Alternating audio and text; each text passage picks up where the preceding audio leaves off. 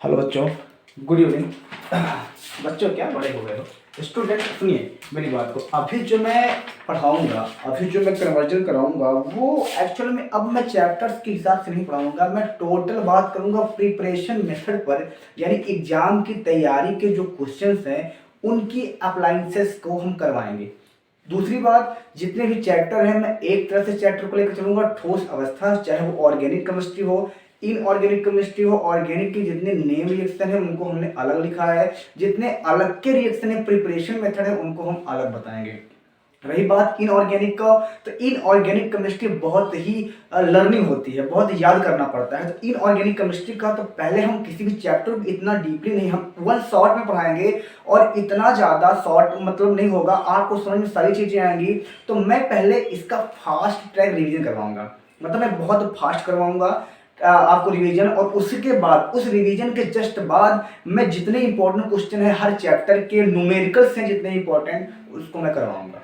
Clear है? तो सबसे पहला चैप्टर हमारा है केमिस्ट्री का ठोस अवस्था। अब ठोस अवस्था क्या होती है? अवस्था क्या होती है? एक तरह की दशा होती है, किसी भी इंसान की दशा। तो बात करना है ठोस के बारे में। ठोस क्या होता है? जिसका आकार एवं आयतन निश्चित होता है उसे हम क्या बोलते हैं? ठोस कहते हैं। जिसका आकार एवं आयतन दोनों निश्चित होता है उसे क्या बोलते हैं? ठोस बोलते हैं। ठोस दो प्रकार के होते हैं, एक होता है क्रिस्टलीय और दूसरा होता है अक्रिस्टलीय। तो हमें जो इस चैप्टर में पढ़ना है वो टोटल क्रिस्टलीय के बारे में पढ़ना है। किसके बारे में पढ़ना है? क्रिस्टलीय के बारे में पढ़ना है, टोटल क्रिस्टलीय के बारे में पढ़ना है, अक्रिस्टलीय के बारे में हमें नहीं पढ़ना है। तो यहाँ पे पहला क्वेश्चन है ठोस अवस्था, इसके प्रकार तथा क्रिस्टलीय और अक्रिस्टलीय में अंतर। यानी अगर इसको देखो ध्यान से तो इससे 3 क्वेश्चन निकल के आते हैं। पहला ठोस अवस्था, दूसरा इसके प्रकार तथा तीसरा है क्रिस्टलीय और अक्रिस्टलीय में अंतर। तो मैं एक मेथड बताता हूं आपको, बताने का एक तरीका बताता हूं कि एक ही वर्ड में कैसे तीनों क्वेश्चन को, मतलब बहुत ज्यादा टाइम है नहीं, बहुत ज्यादा टाइम के हिसाब से नहीं, हमें दिमाग से पढ़ना है ताकि सारे कन्वर्जन हमको समझ में आ जाए, कंसेप्शन जितने भी हैं। दूसरी बात यह है कि जो सीबीएसई वाले बच्चे हैं वो इसी क्वेश्चन का डायरेक्ट चेंज इंग्लिश में कर लें और उनको वो आसान हो जाएगा जो भी बोल रहे थे। तो इससे हमारा भी काम हो जाएगा और आपका भी काम हो जाएगा। तो सबसे पहला क्वेश्चन ये है कि क्रिस्टलीय ठोस किसे कहते हैं? ठोस किसे कहते हैं? तो ठोस अवस्था क्या है? तो जिसका आकार एवं आयतन निश्चित होता है उसे ठोस कहते हैं। ये सब बच्चे जानते हैं। दूसरा क्या है? ये 2 प्रकार के होते हैं। कितने प्रकार के होते हैं? ये 2 प्रकार के होते हैं। कौन कौन से होते हैं? एक क्रिस्टलीय होता है और दूसरा अक्रिस्टलीय होता है। एक क्रिस्टलीय होता है और दूसरा क्या होता है? अक्रिस्टलीय होता है। तो हम फटाफट यहाँ पे करवाते हैं और इसको याद करने के तरीका बताते हैं। और हमने सारे चैप्टर्स के हर नोट्स को अपने हाथ से ही बनाया है और हमने क्रिस्टलीय ठोस हैं जिनके अवयवी कणों की लघु पराग व्यवस्था होती है। दो ठोस अवस्था,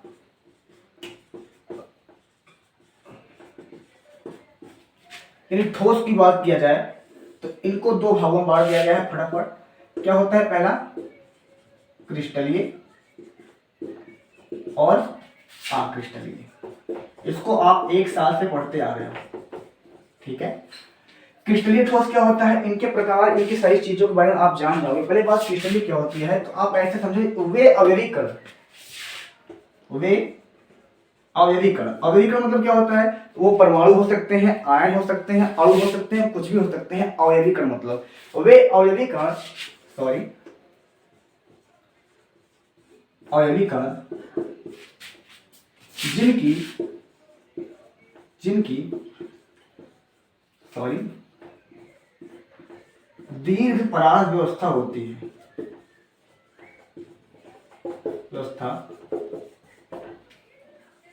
है, उन्हें क्रिस्टलीय ठोस कहते हैं। क्लियर है? बहुत आसान है। देखिए, एक का आएगा तो एक का ऑटोमेटिक आएगा। मेरी बात को ध्यान सुनना, अगर एक आएगा तो एक ऑटोमेटिक आएगा। दिखाई दे रहा है? हाँ। वे अवयवी कण जिनकी दीर्घ पराग व्यवस्था होती है। दीर्घ पराग की व्यवस्था ये समझो आप कि एक ईंटे की दीवार बनाते हो आप, एक ईंटे की दीवार बनाते हो आप ये बात समझिएगा। एक ईंटे की दीवार बनाते हो आप, तो आप जो दीवार बनाते हो यहाँ पे जो दीवार बनता है वो कैसा होता है? अगर आपने दीवार के ईंट को सही से रखा है, अगर हर दीवार के जितने भी ईंट हैं इनको आपने अगर सही से रखा है, यानी एक इसकी जो आकार है, आपने इसका जो ज्यामिति है आपने इसको निश्चित किया है। अगर एक निश्चित आकार में रखा है तो ये दीवार चाहे जितना बड़ी बनाओ जाओ, सपोज करो मैं जिस कमरे में हूँ इसकी दीवार में अगर हमने ईंटे को एक क्रम व्यवस्था में रखा है, यानी सारी ईंटों को हमने इसी व्यवस्था में रखा है, तो ईंटे के ऊपर आप जितने भी ईंटें जोड़ते जाओगे वो बनता जाएगा और दीवार उतनी बड़ी बनती जाएगी। लेकिन अगर मैं, वो होती है दीर्घपरास व्यवस्था। दीर्घपरास मतलब क्या होता है? बड़ा बनना, किसी चीज का बड़ा होना। जैसे दीवार है, दीवार में अगर हमने अभी मैं क्रिस्टल ठोस की बात करता हूँ, अगर इसके ईंट को मैं एक क्रम व्यवस्था में रखूंगा तो इसका जो आकृति बनेगा वो बहुत ही दीर्घपरास में बनेगा, यानी बहुत भी बड़ा बनेगा। और अगर इसी ईंट को मैं एक सीधे रखूं और दूसरा इसके ऊपर रखूं, तीसरा फिर इसके ऊपर रखूं, चौथा फिर इसके ऊपर रखूं, तो ये हमको लगता है कि ये बहुत लघुपरास हो जाएगी। लघुपरास मतलब ये बहुत बड़ी दीवार नहीं बन पाएगी, और बहुत बड़ी दीवार नहीं बन पाएगी अगर गिर जाएगी तो वो होगा लघु परास व्यवस्था, और बहुत बड़ी दीवार बन जाएगी तो होगी दीर्घपरास व्यवस्था। तो आप समझिए कि अगर क्रिस्टलीय ठोस किसे कहते हैं? वे अवयवी कण जिनकी दीर्घपरास व्यवस्था होती है उन्हीं क्रिस्टलीय ठोस कहते हैं। यानी जितने निश्चित क्रम में रखोगे उतने ज्यादा ये बनते जाएंगे, जितनी अनिश्चित क्रम होगी इसकी उतने ही कम बनते जाएंगे। दूसरी बात, अब आ गया अक्रिस्टलीय ठोस किसे कहते हैं? तो सिंपल है, डिफिनेशन सेम नहीं है। जहां पे दीर्घ लगा हुआ है यहां पे आप लघु कर लो। वे अवयवी कण जिनकी लघुपरास व्यवस्था होती है, वे अवयवी कण जिनकी लघुपरास व्यवस्था होती है उन्हें अक्रिस्टलीय बोलते हैं।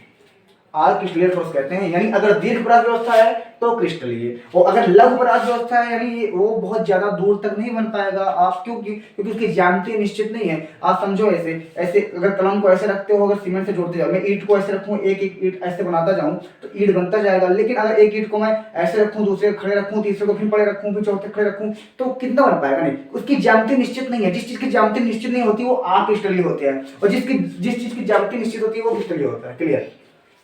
ऐसे बोल सकते हो, जिसकी ज्यामिति निश्चित होती है वो क्रिस्टलीय, जिसकी ज्यामिति निश्चित नहीं होती अक्रिस्टलीय। तो डिफरेंस बिटवीन द क्रिस्टलीय एंड एमॉर्फस, तो ये अपने आप में ही एक कंसेप्ट, एक बात है कि हाँ इसको आप बोल सकते हो। दूसरा क्या है कि इसके बीच में अगर बोला जाए कि अंतर क्या है, डिफरेंस बिटवीन द क्रिस्टलीय एंड एमॉर्फस, तो देखो 4 वर्ड को लिखिए आप। 4 वर्ड को आप यहाँ पे लिखोगे, मैं बताता हूँ कैसे। मैं एक ही बोर्ड पे सारी चीज को बताऊंगा कि सबसे पहले क्रिस्टलीय ठोस किसे कहते हैं? वे अवयवी कण जिनमें कणों की संख्या दीर्घपरास व्यवस्था में होती है, क्रिस्टलीय ठोस, और जिनकी लघुपरास में होती है अक्रिस्टलीय ठोस। लिखना चाहते हो लिख लो। अब इसके बीच के अंतर की बात करी जाए तो यहाँ पे आप 4 वर्ड को यूज करोगे। आप आकार के बारे में पहले लिखोगे, यहाँ पे आकार, गलनांक, ठीक है, आकार लिखोगे, गलनांक लिखोगे, और यहाँ पे दैशिकता, एनसीईआरटी कन्वर्जन है पूरा, टोटल दैशिकता लिखोगे, और प्रकृति और कणों की व्यवस्था, 5 लिखोगे आपका सही रहेगा। ठीक है, ये हो गए हमारे 5 पार्ट जो क्रिस्टलीय बारे में बताएगा। इसमें जो चीज होगा वो उसमें नहीं होगा। एक का याद रखो, दोनों में से किसी एक का याद रखो। इसका याद रखोगे ये ऑटोमेटिक आ जाएगा, इसका याद रखोगे ये ऑटोमेटिक हो जाएगा। क्लियर है? इसका आकार क्या होती है? इसकी आकार क्या होती है? एक निश्चित आकृति होती है। इसकी क्या होती है? एक निश्चित आकृति होती है। इसकी एक निश्चित ज्यामिति होती है। क्या होती है? निश्चित ज्यामिति। इसकी क्या होती है? एक निश्चित होती है। ठीक है, एक निश्चित ज्यामिति होती है। तो इसका क्या हो जाएगा? अनिश्चित होती है। क्लियर? अनिश्चित ज्यामिति होती है। ठीक है, दूसरा क्या है? गलनांक। तो देखो, इसका गलनांक और क्वथनांक की बात करें, अगर इसकी गलनांक की बात किया जाए तो इसका एक निश्चित ताप होता है। इसका क्या होता है? निश्चित ताप होता है। इसका भी क्या होता है? क्रिस्टलीय ठोस क्या होता है? निश्चित ताप होता है। किसी भी टेम्परेचर पे अगर गर्म करोगे तो ये एक मेल्टिंग पॉइंट, जैसे आप प्लास्टिक को रखते हो, एक अक्रिस्टलीय है। ये क्या होगा? पहले नरम पड़ता है, और नरम पड़ने के बाद फिर धीरे धीरे वो गलता है। रबड़ हो गया, टायर हो गया, तो वो सब अक्रिस्टलीय में आते हैं। जैसे ईंट हो गया, ईंट को आप अगर गर्म करते हो तो उसकी एक टेम्परेचर, वो तुरंत आग में झुलसने नहीं लगेगा। इसकी है, अगर अक्रिस्टलीय है, उसको आप जैसे टायर है, प्लास्टिक है, तुरंत लगाओ, और लगाने क्या होता है? वो झुलसने लगता है। पहले नॉर्मल पड़ता है, पहले नरम पड़ता है। बट क्रिस्टलीय में ऐसा नहीं होता। क्रिस्टलीय में क्या होता है? जैसे ईंट है, ईंट आपके पास है, उसको आप गर्म करोगे तो वो उसको गर्म होने में टाइम लगता है, क्योंकि उसका एक निश्चित ताप होता है। उसका एक क्या होता है, निश्चित ताप होता है। तो क्रिस्टलीय भी एक ईंट का ही एग्जांपल समझ लो, निश्चित। दैशिकता क्या होती है, ये विषम दैशिकता होती है। विषम दैशिकता का मतलब हम समझाते हैं क्या होता है, विषम दैशिकता होता है, ये सम दैशिकता होती है, सम दैशिकता होता है। देखो एक वर्ड से ही बनाना है, दैशिकता, गलनांक, आकार, दैशिकता, प्राकृतिक। प्राकृतिक मतलब होता है एक वास्तविक ठोस होते हैं, ये वास्तविक ठोस होते हैं, ये आभासी ठोस होते हैं। कैसे होते हैं, आभासी ठोस होते हैं। क्लियर है, दिखाई दे रहा है सबको, ये आभासी ठोस होते हैं। राइटिंग अच्छी नहीं है लेकिन फिर भी आप इसको थोड़ा सा हेल्प करो हमारी। आभासी ठोस होते हैं, ये मैं जल्दी पढ़ा रहा हूँ, जल्दी पढ़ा रहा हूँ ताकि आप लोग को टाइम ज़्यादा ना लगे और हमारा भी काम हो जाए, आपका भी काम हो जाए। ठीक है, क्लियर है। क्या होता है, तीसरा है कणों की व्यवस्था क्या होती है, इसकी कणों की व्यवस्था क्या होती है। एक अभी मैंने बताया था इसका दीर्घ पराशी व्यवस्था होती है। भाई ज्यामिति अगर निश्चित है, ईंट की ज्यामिति निश्चित है, क्रम में रखे हो, ईंट को ऊपर ईंट, ईंट के ऊपर ईंट, ईंट के ऊपर ईंट, ईंट के ऊपर ईंट रखते जाओगे तो एक बहुत बड़ी दीवार का निर्माण होगा। लेकिन अगर एक ईंट के ऊपर ऐसे ईंट है, इसके ऊपर खड़ी ईंट लगाओ, फिर पड़ी लगाओ, फिर कितने दिन बनेगा, फिर टेढ़े मेढ़े लगाओ तो वो नहीं बनेगी, तो आप हिस्टोरिक होगा। तो इसकी क्या होती है, लघु परासी व्यवस्था होती है। ये ज्यादा दूर तक नहीं बन पाते हैं, जल्दी टूट जाते हैं। लघु परासी व्यवस्था, ठीक है। अब निश्चित ताप होता है, इसका जो गलनांक होता है वो निश्चित नहीं होता, ये ताप के धीरे धीरे नरम पड़ते हैं। क्या होता है, धीरे धीरे होता है। जैसे अब प्लास्टिक होता है, धीरे धीरे नरम पड़ते हैं, गलते हैं, कुछ भी हो सकते हो, नरम पड़ते हैं। तो ये 5 कंटेंट इसके बारे में थे। कितना, आकार निश्चित, गलनांक निश्चित, दैशिकता, विषम दैशिकता, प्राकृतिक, वास्तविक ठोस होते हैं, कणों की व्यवस्था क्या होता है, दीर्घ परासी। प्राकृतिक वास्तविक ठोस का मतलब ये हो गया कि ये अगर ईंट को अगर लो, ईंट एक वास्तविक ठोस है, जैसे ईंट देखने में लगता है वैसा ही होता है, क्योंकि वो एक घनाभ टाइप में होता है, घन टाइप में होता है। लेकिन अगर बात करा जाए आभासी ठोस की, जैसे आभास, ये आभासी का मतलब हो गया कि देखने में लगते तो है ठोस, लेकिन वो ठोस नहीं होती है, रबड़ होता है। रबड़ की आकृति ही ईंट के जैसे होती है, ये स्क्वायर टाइप में होती है, उसकी भी आकृति होती है, बट वो देखने में लगता है लेकिन उतना रबड़ होता नहीं है। एक्चुअली को तोड़ो तो टूट जाता है, वो ऐसा टूटता है कि उसका जो धार होता है, जहाँ टूटता है वो एकदम उसकी जो सतह होती है वो चिकनी नहीं होती है, वो एक खुरदुरी सी होती है। तो वो भी एक आर्किस्ट्रिया का एग्जाम्पल है कि अगर उसको तोड़ोगे, काटोगे तो उसकी सतह जो होगी वो खुरदुरी सी होगी। क्लियर है, ये क्लियर है। तो इसके बारे में विशेष ये अंतर था कि क्रिस्टलीय में क्या होता है, आकार निश्चित, गलनांक निश्चित, दैशिकता, विषम दैशिकता। दैशिकता का मतलब क्या हो गया, दैशिकता मतलब मैं इसको मिटाऊं, दैशिकता का मतलब ये हो गया जैसे रबड़ है, सम दैशिकता मतलब विषम दैशिकता मतलब समझे, मैं समझा रहा हूँ। ऊपर के मैं पॉइंट को मिटाता हूँ, ऊपर के पॉइंट को मिटा के बताता हूँ, समझो। तो जैसे आप, हमने यहाँ पे एक स्ट्रक्चर बनाया NaCl का, NaCl, Cl, NaCl, Na, फिर NaCl, Na। यहाँ पे कोई वीडियो में काट नहीं रहा देखो। तो एक्चुअली क्या होता है, अगर एक को देखा जाए, ध्यान से समझना मेरी बात को, मैं ऐसे बनाता हूँ और एक ऐसे बनाता हूँ, ठीक है। तो एक्चुअली आप ऐसे देखोगे तो आपको दूसरा, यहाँ पे देखो, अगर इस तरह से अगर इस तरह से देखते हैं, किसी भी इंसान को खड़े करके हम यहाँ से इस तरह से देखते हैं, तो देखो दिख क्या रहा है, एक तरफ Na है और एक तरफ Cl है, एक तरफ Na है और एक तरफ Cl है। मतलब एक तरफ पूरा Na दिख रहा है प्लस का पॉइंट, और दूसरी तरफ क्या दिख रहा है, माइनस दिख रहा है। बट अगर हम अपने आकार को चेंज करते हैं, मतलब यहाँ से आगे हम यहाँ से देखते हैं, तो ये हमको NaCl के फॉर्म में दिख रहा है। तो एक्चुअली ये जो हमको प्रदर्शित हो रहा है वो है एक विषम दैशिकता, मतलब इसकी दशा क्या है, विषम है। इधर से तो सम दिख रहा है, इधर से विषम दिख रहा है। तो एक्चुअली में ये क्या कर रहा है, दोनों का कन्वर्जन अलग हो रहा है कि हम जैसे ही दशा को चेंज करते हैं ये हमको दूसरी तरह दिखने लगता है। तो इसलिए इसको बोलते हैं विषम दैशिकता। तो यही बात किया जाए सम दैशिकता के बाद, तो रबड़ होता है, रबड़ का जो पार्टीशन होता है, रबड़ जो होता है, रबड़ का जो पार्टीशन होता है, उसके कण कहाँ है, कुछ नहीं है, एक भीड़ की तरह होता है, भीड़। और भीड़ की तरह होता है। भीड़ क्या होता है, भीड़ की कोई भी एक आकार नहीं होता, कोई जो भीड़ होती है उसकी कोई आकार नहीं होती है। भीड़ में आप जिधर से देखोगे उधर से ही भीड़ दिखेगी, जिधर से देखोगे उधर से ही भीड़ दिखेगी, उधर से देखोगे उधर से ही भीड़ दिखेगी। तो एक्चुअली में ऐसा होता है, ये सम दैशिकता होते हैं और ये विषम दैशिकता होती हैं। ये दीर्घ परासी व्यवस्था मैंने समझा ही दिया। बाकी ये अब हम आते हैं क्रिस्टलीय ठोस के प्रकार में, वर्गीकरण के, ठीक है। तो ये इसके बारे में कन्वर्जन था। क्लियर। अब आ जाओ क्रिस्टलीय ठोस के प्रकार में। हमने बोला ना हमको इसमें टोटल क्रिस्टलीय ठोस के बारे में पढ़ना है। किसके बारे में?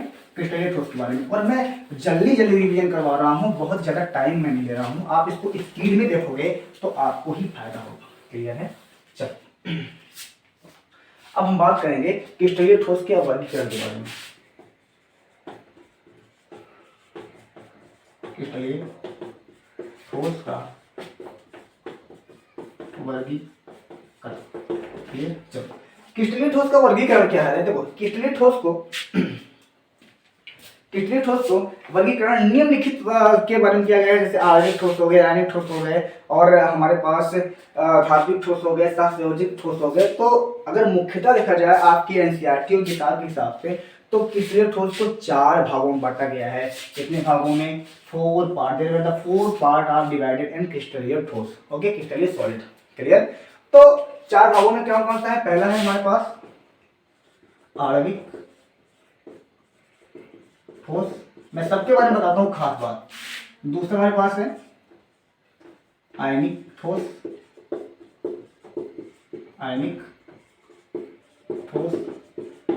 तीसरा हमारे पास है धात्विक ठोस, इनके बारे में पूछा जाता है हमेशा। और चौथा हमारे पास है सहसंयोजक ठोस।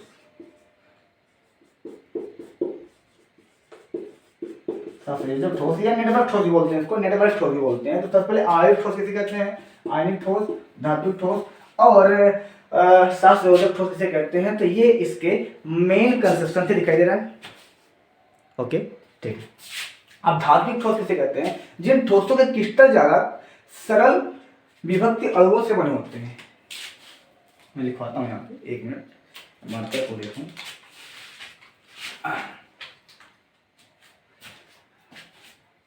हाँ, तो आणविक ठोस किसे कहते हैं?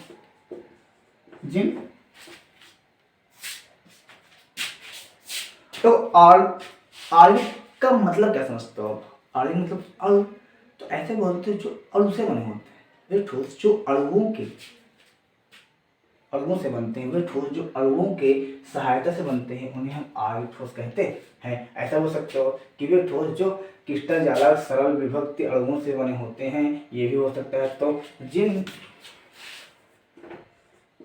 वे ठोस जो अणुओं के सहायता से बनते हैं, आणविक ठोस, हिंदी गलत हो उसके लिए माफी चाहेंगे, कहलाते हैं। ठीक है, आणविक ठोस कहलाते हैं। एग्जाम्पल लिए जैसे ले लो आयोडीन, ठीक है, आयोडीन ले लो, और सल्फर। तो एग्जाम्पल मेन होता है, एग्जाम्पल बहुत ज्यादा पूछा जाता है, तो इसलिए आप एग्जाम्पल को याद रखिए। आयोडीन हो गया, सल्फर हो गया, हाँ, व्हाइट फास्फोरस भी होता है इसमें, सफेद फास्फोरस। क्लियर?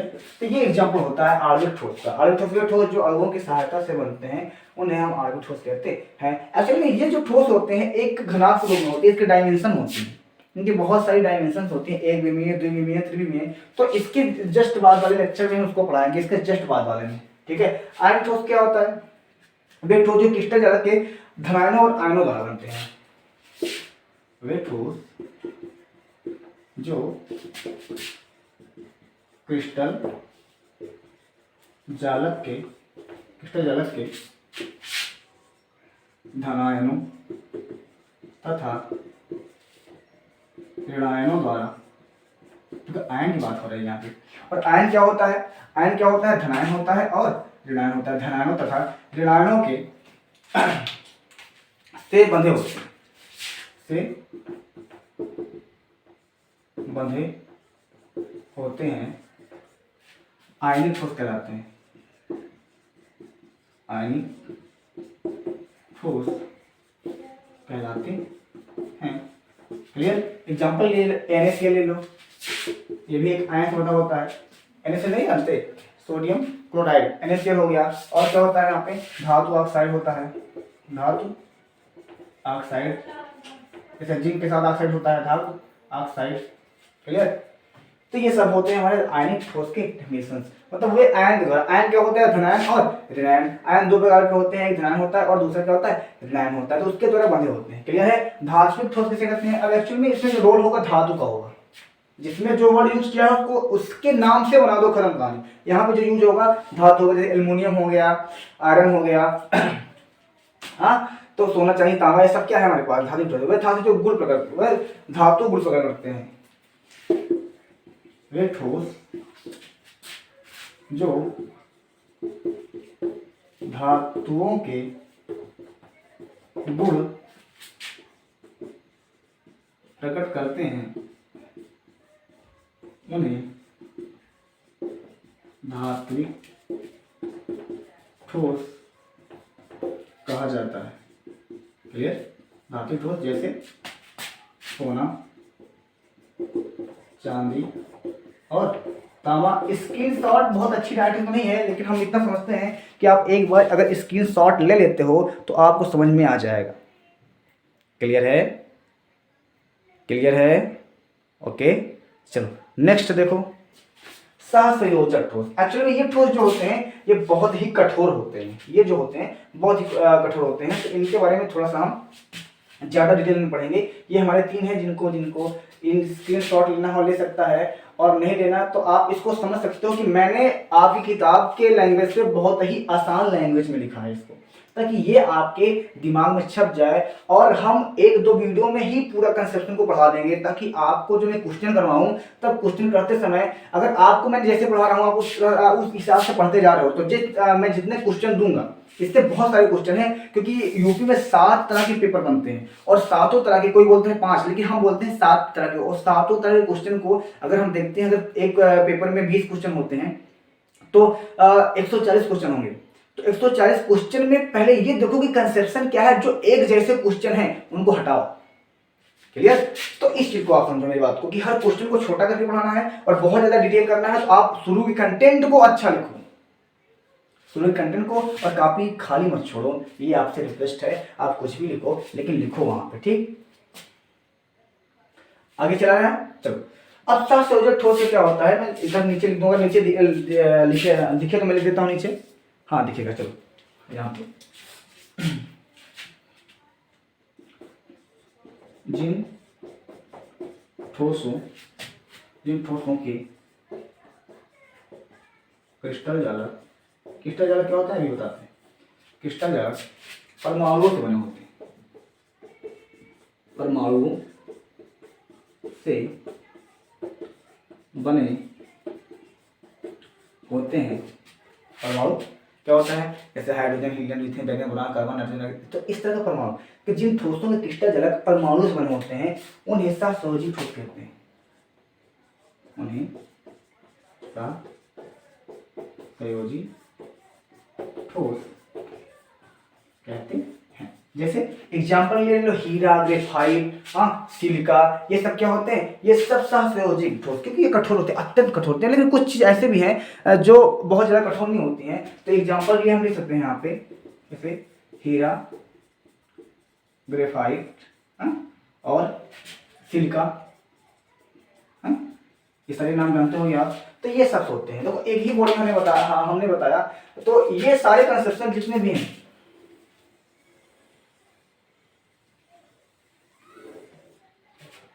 आयनिक ठोस, धात्विक ठोस, आयनिक ठोस और सहसंयोजक ठोस, सबके बीच में कुछ ना कुछ डिफरेंट है। और जैसे जैसे मैं लिखता गया हूँ, अगर आप उस पर ध्यान दिए हो तो मुझे नहीं लगता कि आपको कुछ बताने की आवश्यकता है यहाँ पे। क्लियर है। चला जाए आगे।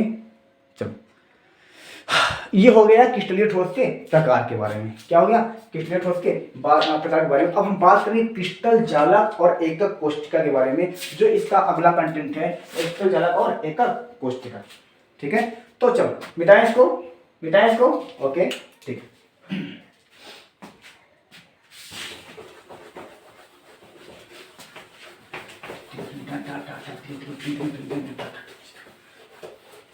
अगर हम आधा घंटे की वीडियो बनाते हैं, आप की स्पीड में देखते हो, आप 2 की स्पीड में देखते हो, तो सिर्फ आपको 15 मिनट लगेंगे उसको देखने में, और 15 मिनट तो आप लगा सकते हो। अगर मैं 1 घंटे की वीडियो बनाता हूं तो आप समझिए कि उसको देखने में अगर 2 की स्पीड में देखते हो तो वहां पे आपको आधा घंटा टाइम लगेगा, और आधा घंटा आप पढ़ सकते हो एग्जाम टाइम में। और मुझे नहीं लगता कि 2-3 घंटे से ज्यादा ये वीडियो इस चैप्टर का बनेगा, और आसानी से तैयारी कर सकते हो, आपके पास बहुत सारे घंटे होते हैं। क्लियर है? चलो अब हम बात करेंगे क्रिस्टल जालक एवं एकक कोशिका के बारे में।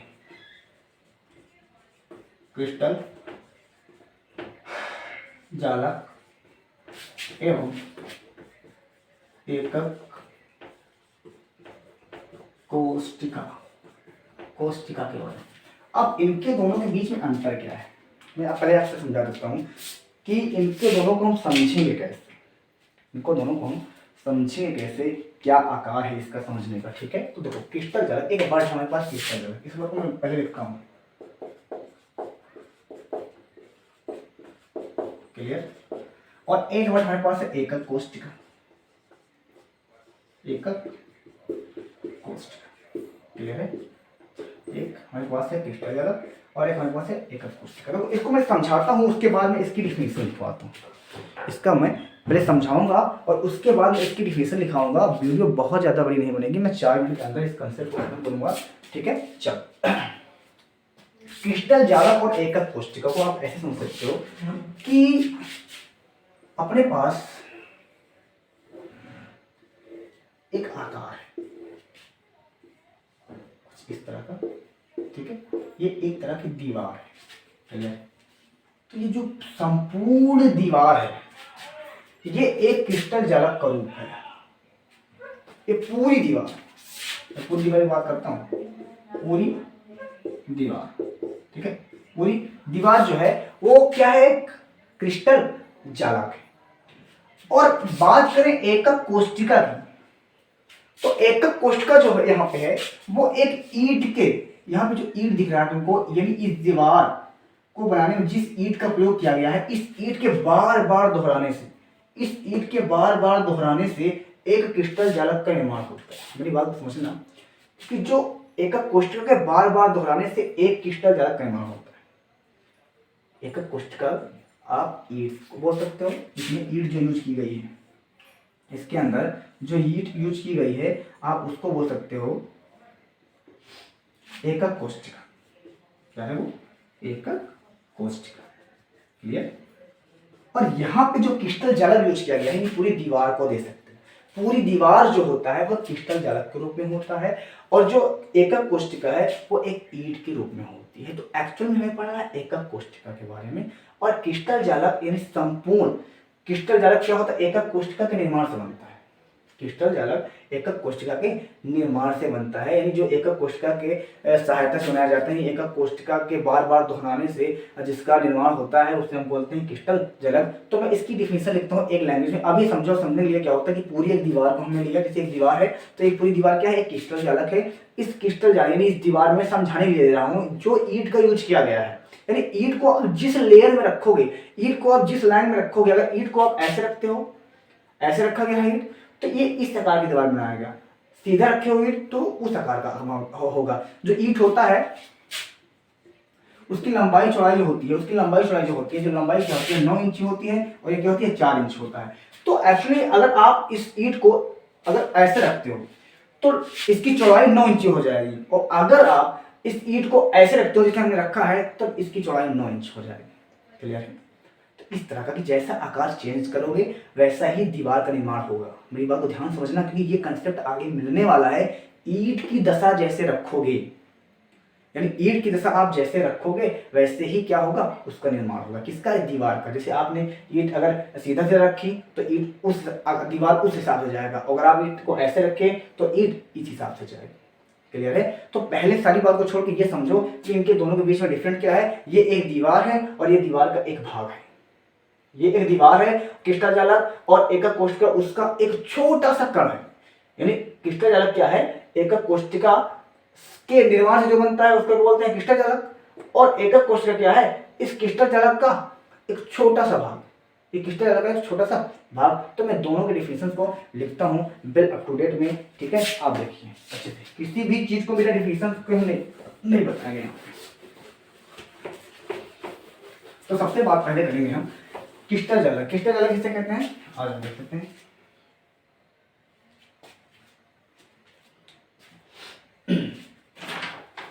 क्रिस्टलीय ठोस,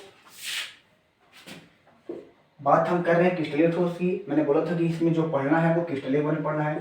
तो इसकी डिफिनेशन को ऐसे लिखेंगे, क्रिस्टलीय ठोस। क्रिस्टलीय ठोस में अवयवी कणों की एक निश्चित व्यवस्था होती है, निश्चित ज्यामिति, एक निश्चित ज्यामिति। मैंने बोला था कि ईंट को अगर आप एक आकार में रखते हो तो आपको बहुत ही अच्छा इसका रोल मिलेगा, इसका बहुत ही अच्छा आकार मिलेगा। निश्चित ज्यामिति में त्रिविम व्यवस्था, 3 डायमेंशन त्रिविम व्यवस्था होती है, त्रिविम व्यवस्था होती है। इस त्रिविम व्यवस्था को ही क्रिस्टल जालक कहते हैं। इस त्रिविम व्यवस्था को ही क्रिस्टल जालक कहते हैं। क्लियर। क्रिस्टलीय ठोस में ये एक वर्ड तुमको पहले से याद था, अवयवी कण, इसको याद रखो कि एक निश्चित ज्यामिति में त्रिविम व्यवस्था होती है, मतलब 3 डायमेंशन। 3 डायमेंशन जानते हो, एक घनाभ जैसे बनता है 3 डायमेंशन, इस तरह की व्यवस्था होती है। तो एक दीवार का निर्माण होता है, तो इस जो दीवार का निर्माण होता है 3 डायमेंशन में होता है। तो इसमें उपस्थित जो एक कण है, इसका जो एक कण है, इसका जो एक कण है, इसका जो एक कण है, उसको हम क्या बोल देंगे, एकक कोष्ठिका। तो इस कण से निर्माण हुआ है पूरे क्रिस्टल जालक को, तो उसको हम क्या बोलते हैं, क्रिस्टल जालक। इसी तरह से बहुत सारे हैं, इसी तरह से बहुत सारे होंगे, इसी तरह से बहुत सारे होंगे, इसी तरह से बहुत सारे होंगे, इस तरह से बहुत सारे बनते चले जाएंगे। जितना आप जोड़ोगे उतने बनते चले जाएंगे। क्लियर। अब बात की जाए एकक कोष्ठिका की। एकक कोष्ठिका किसे कहते हैं, एकक कोष्ठिका।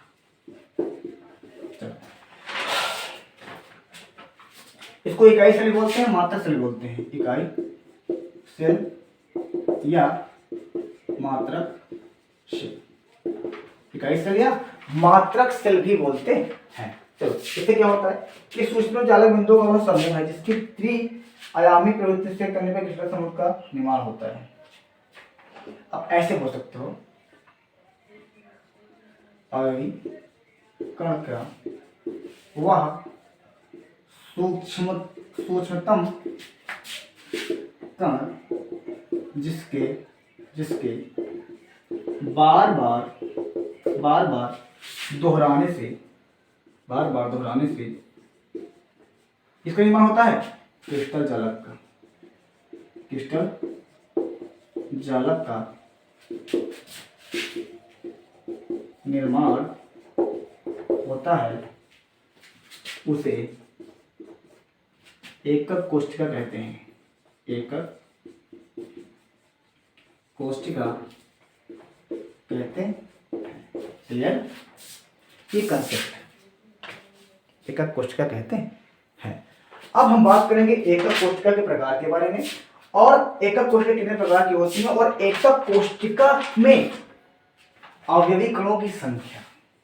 हम चैप्टर के बहुत ही करीब जाते जा रहे हैं, नजदीक जाते जा रहे हैं। इसके जो कंटेंट है, और देखो इस चैप्टर में कुछ कंटेंट कटा भी है, उस कंटेंट के बारे में बात नहीं करेंगे। जो कंटेंट कर चुका है उसके बारे में बात ही नहीं करेंगे। क्लियर। इनऑर्गेनिक केमिस्ट्री बहुत ही लर्निंग होती है, उसको याद करना पड़ता है। अब ये हो गया हमारा क्रिस्टल जालक और एकक कोष्ठिका के बारे में। क्रिस्टल जालक क्या है, एक दीवार को समझ लो एग्जांपल, क्रिस्टल जालक है। एकक कोष्ठिका एक ईंट है, उसमें लगी हुई एक ईंट है, उससे हम क्या बोल देंगे, एकक कोष्ठिका। उस ईंट से कितना निर्माण होता है, क्रिस्टल जालक का। ईंट को बार बार जब दोहराते हैं तो एक बड़ी सी दीवार बनती है, यानी हम क्या बोल सकते हैं, अवयवी कण का वह सूक्ष्मतम कण जिसके बार बार दोहराने से क्रिस्टल जालक का निर्माण होता है, उसे एकक कोष्ठिका बोलते हैं। ये कितने प्रकार के होते हैं, 2 प्रकार के होते हैं। इसके प्रकार लिखाएंगे और बाकी का हम बात करेंगे नेक्स्ट वीडियो में। क्लियर है। अगर हम हटा करें तो आप स्क्रीन शॉट ले लिया करें। यह दो प्रकार की होती है। पहला सरल या आद्य एकक कोष्ठिका। पहला क्या है इसका? सरल या आद्य एकक कोष्ठिका। क्लियर? चलो, सरल या आद्य एकक कोष्ठिका। और दूसरा हमारे पास है केंद्रीय एकक कोष्ठिका। केंद्रीय एकक कोष्ठिका। केंद्रीय एकक कोष्ठिका के 3 पार्ट होते हैं, 1, 2 और 3। इसको बोलते हैं पहले को BCC, FCC and ECC। Clear? और सरल यानी आद्य एकक कोष्ठिका बोलते हैं हम SCC। क्लियर? अब इनके बारे में BCC का मतलब क्या होता है हम बता देते हैं, सबका एक एक अर्थ बता देते हैं। BCC में होता है अंतः केंद्रित, अंतः केंद्रित केंद्रित एकक कोष्ठिका। अंतः केंद्रित एकक कोष्ठिका। क्लियर? FCC का मतलब क्या होता है? फलक केंद्रित